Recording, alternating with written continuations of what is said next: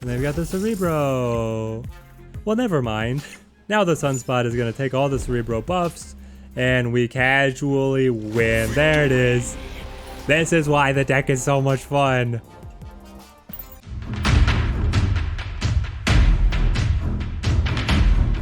Welcome back, my friends. We're not going to be winning any friends on ladder today with this deck list that we are titling Have Some Crap. Now, this archetype centering around Debrii and trying to really just choke your opponent out of board space has been around before, but with the recent balance patch updates, we are taking our own spin to this deck list. So again, the centerpiece is Debrii putting out the rocks onto all of the adjacent locations, or all the other locations, I should say, being able to take away 2 spaces from your opponent. Green Goblin also trying to clog up the opponent's board space. Black Widow filling in a spider bite on their side of the board. And then we have Viper to kick something over. Ideally, it will be the Hood, but it could be Black Widow herself. It could be another one of our rocks. There's a lot of great targets here. Then we are running Hazmat because we're expecting the opponent to have a very clogged board. She can come in for a fairly large swing. We have Carnage to be able to clean up at least part of our side of the board, eat up some of the rocks, get big himself, provide space for our additional cards to fit in. Mojo excels when the locations are close to being filled up. If he does score his +6 at a 2/8 stat line, that's unheard of for his price point. It's wonderful to be able to score.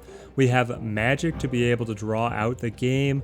Ideally, it's going to be a situation where the opponent is not able to have any additional spaces to play into, and so we can allow Sunspot to get larger, or one of our other big finishers to come in. And speaking of big finishers, this is I feel like the main addition that we're bringing to the archetype with our deck list here.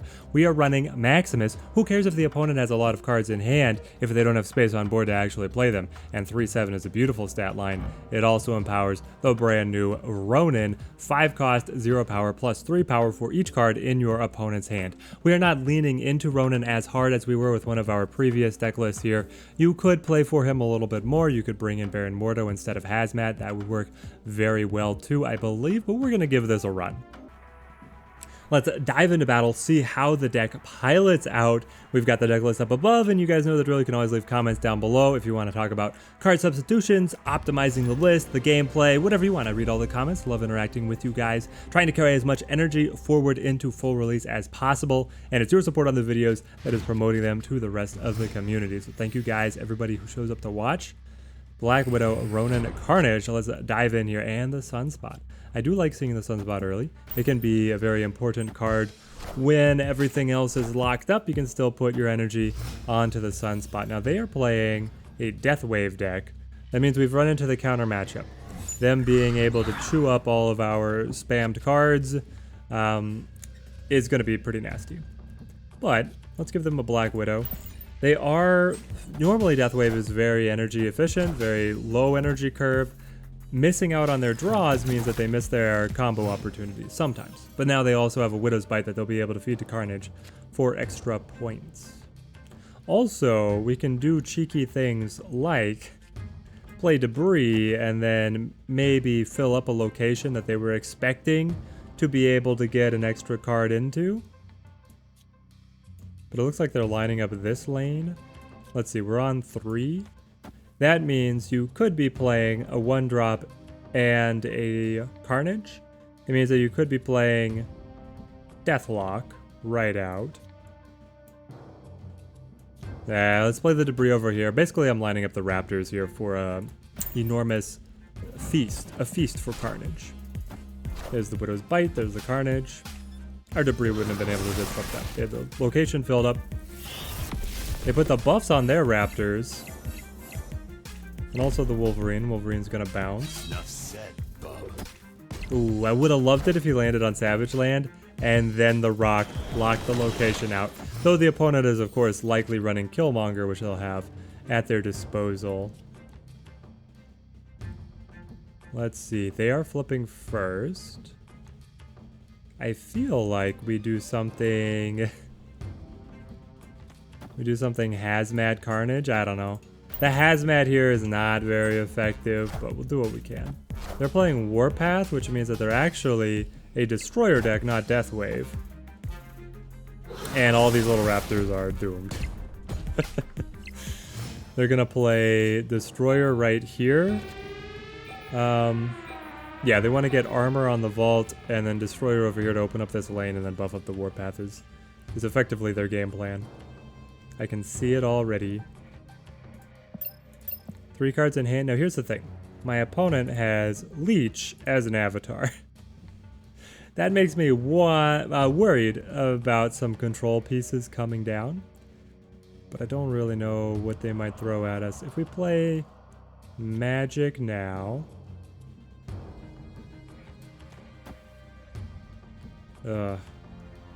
it will open up again. The vault will open up again.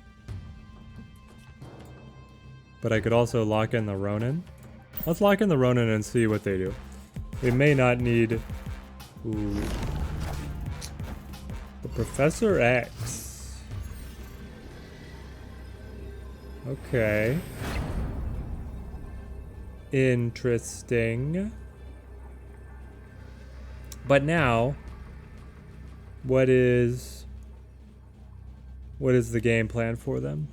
They're gonna play Destroyer right here to Savage Land, be at 16, kill these cards.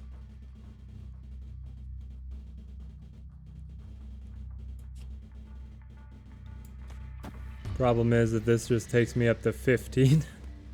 No! It's so close. And if I play Magik, I don't want to play the Hood to combo that behind. I mean, I suppose I still can here. We'll play Magik and try and extend things. We'll prolong the suffering. There's the Destroyer as predicted. What are we hoping to draw that redeems us? I don't even know.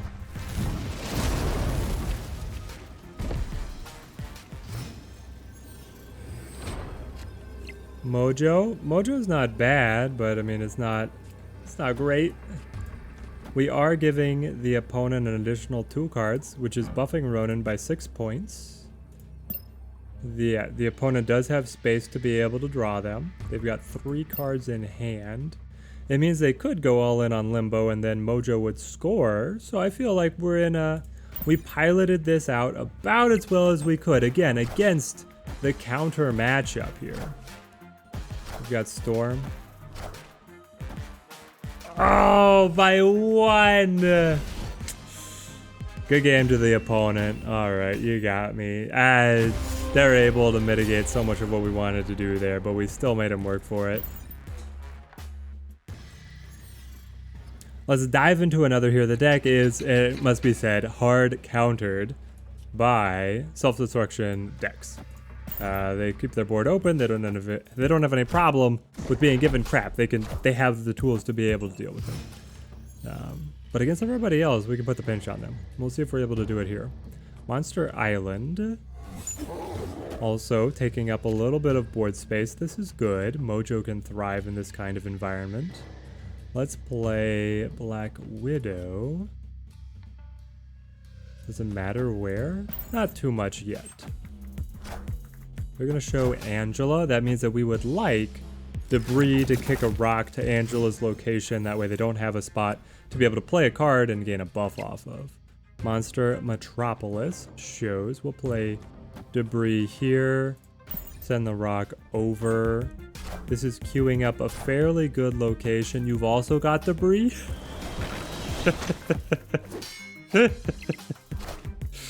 Oh, this is gonna get messy very fast. Okay.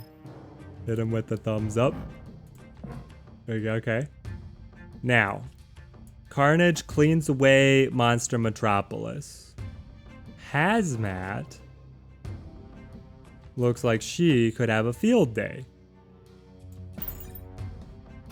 Now, they're probably also running a Carnage, wouldn't they? They're gonna show Green Goblin here. That hurts. Ant-Man, though. That means they're locked up. They don't have a Killmonger. There's no way that Have Some Crap would run a Killmonger. I love this. We're running up our deck up against an opponent's deck. We get to test how our build plays directly against them. Obviously, card draw does make a difference. But then Mojo here for 8 just wins. Do you have Hang on. We have to plan for the worst, right? What if they have Blue Marvel? Blue Marvel adds 4, taking them to 15. With 8, we're plus 16. That's enough. That is enough. I'm going to bank on it. I'm going to take it all the way to the bank. I'm going to snap. I'm just going to magic. We can just wait. Our cards are cheap. They're locked out of spaces. We do have Ronan later on that might be hard to squeeze in. They're not showing anything either. Okay. They did show the I'm losing voice line, which I've always taken as a bluff to pull people farther in. There's the Blue Marvel. Yeah. I called you having that one. Now, do you also have Onslaught? It's really only Onslaught that makes me scared now. That would take you up to 19 because that's too big for Mojo to win. You only have 2 cards in hand? 2 cards in hand? So my Ronan is garbage? Garbage? We are winning over here quite happily, so I could just play Sunspot for 11? Sunspot for up to 11. And if I need a little help, I can play the Demon on Limbo. Okay.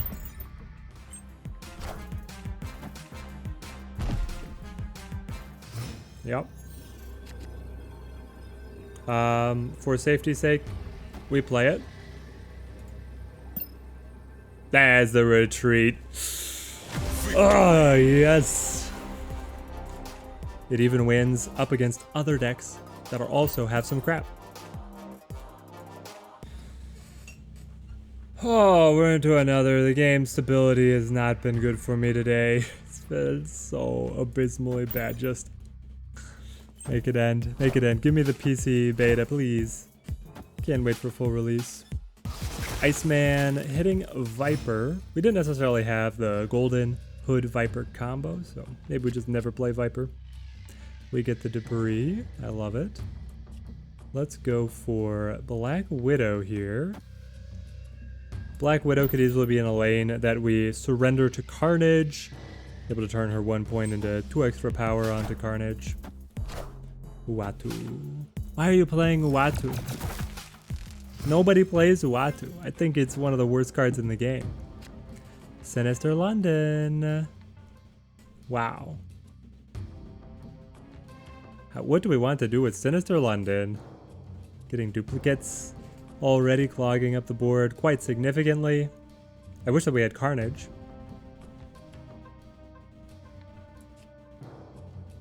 Let's go for the Debris. I know, it's crazy. It's crazy talk. But then I could play the Viper, kick things over, and kick something else over, and keep playing myself. I know, it could be a Sunspot. It could be a Debris. Wow. And the double Sinister London? What is happening? Good gosh. Well, Mojo will play very well. Here's the thing: is do we want to kick the Viper? I am worried that it's gonna hit the Sunspot, but as long as it doesn't hit the Sunspot, it's a win. Let's do it. Come on, don't hit the Sunspot. It's all I ask. No. Why? Why?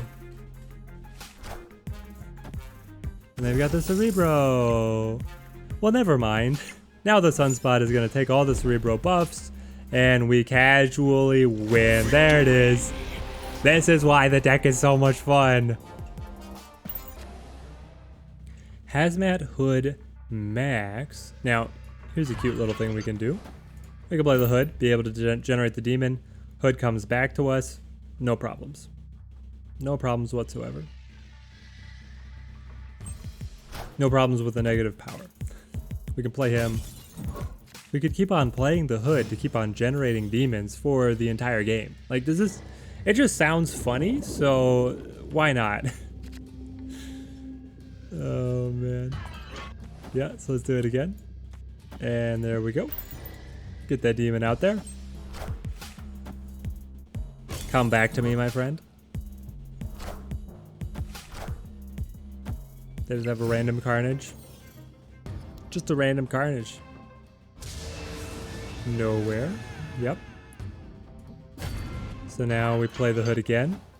We play a Demon again. And we play the Sunspot to make sure that we still have space in hand to keep on drawing new cards. How many Demons have I ever had on board at once before?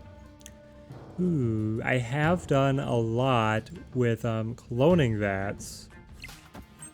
But I'm not quite sure. I think I've had a 4 Demon game before. We'll see if we can top that.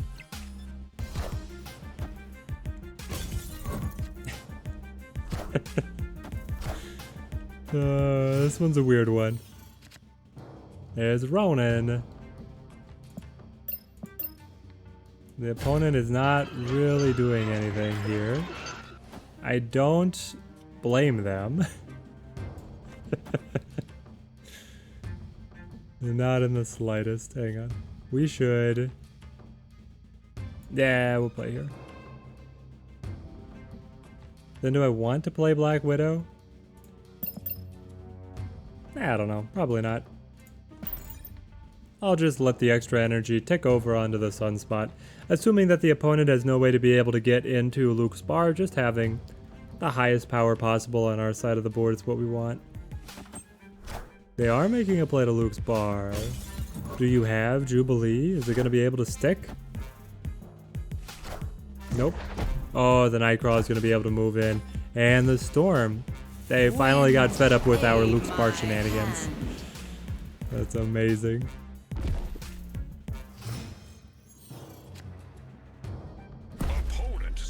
The opponent is snapped. I'll play Ronan. Do you have the Juggernaut? Do you have the Juggernaut to secure? They play 1 card as a Hobgoblin. I don't think the Hobgoblin is good enough. Incredibly. Ronan is going to be able to fight their Hobgoblin, their Storm, and their Nightcrawler to win. Yeah, he's 12 strength right now. How about we give the opponent a little more? And then after that, a little more. We'll snap back. We're able to put 3 cards into the opponent's hand. That gives us +9. +9. It's insane. And we'll put the Demon over here. So there we are. 4 Demon game. It's so good. They don't even move the Nightcrawler. Ooh, that was a mistake. Should have moved the Nightcrawler. No, wait. We still win. We stay winning. That's a weird one. That's a weird one, but it was great. And the crossbones. Yeah, yeah. Here's the deck list in all of its glory. So much fun to pilot, really putting the squeeze on the opponent in terms of their available board space. Of course, the counter matchup, as we said, is the self-destruction archetype, but even then we were able to play them very closely. We have a lot of packages here. Hood, Viper, Demon, Ronan, Maximus, Sunspot, Mojo, that can produce a lot of power. It's a very efficient deck. It's fairly consistent. I've had a ton of fun here, and I'm going to be playing this one a lot more. Till next time, thank you guys for watching, and keep on snapping.